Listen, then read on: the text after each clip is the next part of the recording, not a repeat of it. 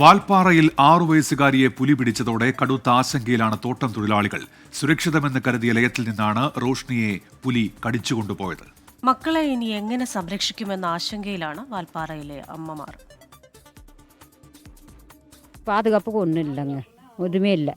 ஆனால் முதல்ல மகளத்தில் இந்த லைன்ஸில் எல்லாம் 12 பிள்ளைங்க, குறைஞ்சது 7-5 பிள்ளைங்க இருந்தாங்க குழந்தைகளாம். ஆனால் இந்த மாதிரி சம்பவம் நடந்ததே இல்லை. இப்போ தான் அப்படி நடந்திருக்குது.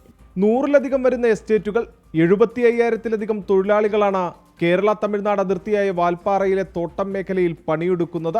425 രൂപ മുതൽ 450 രൂപ വരെയാണ് കൂലി. അടിസ്ഥാന സൗകര്യങ്ങളോ സുരക്ഷയോ ഒന്നുമില്ല. சிறுத்தை வருதுங்க, ஆனை வருது, காட்டு மாடு இருக்குது. காட்டு மாடு தொந்தரவு பெரிய தொந்தரவு. ஆளெல்லாம் மிதிச்சிருது, கொம்பு வச்சு கொத்திடுது. ஒத்தாசத்தில் வர முடியல, வந்தால் பயமாக இருக்குது. അതിനിടെയാണ് ഇന്നലെ 6 വയസ്സുകാരിയുടെ ജീവൻ പുലിയെടുത്തത്. പച്ചമല എസ്റ്റേറ്റിൽ ഇങ്ങനെയൊരു ദുരനുഭവം ആദ്യം. இன்னும் சாமி இருக்குது பாதுகாப்பு. இங்கே இவ்வளோ நாளாச்சு இந்த பச்சை மலையில் இப்படி நடந்ததே கிடையாது. இதுதான் முதல். കേരളത്തിനും തമിഴ്നാടിനും പുറമെ ഉത്തരേന്ത്യയിൽ നിന്നുൾപ്പെടെ 2 ലക്ഷത്തോളം പേരാണ് 2018 വരെ ഈ മേഖലയിൽ തൊഴിലെടുത്തിരുന്നത്. വന്യജീവി ആക്രമണം പതിവായതോടെ 1.25 ലക്ഷത്തോളം പേർ തൊഴിലുപേക്ഷിച്ചു. റോഷ്നിയുടെ മരണം അതിഥി തൊഴിലാളികൾക്ക് പേടി സ്വപ്നമായിരിക്കുന്നു. अभी तो लग गया, उतना दिन नहीं डर लग रहा था, लेकिन अभी तो डर लग रहा है. कैसा नहीं डर लगेगा, आँख में देख लिए तो सामने.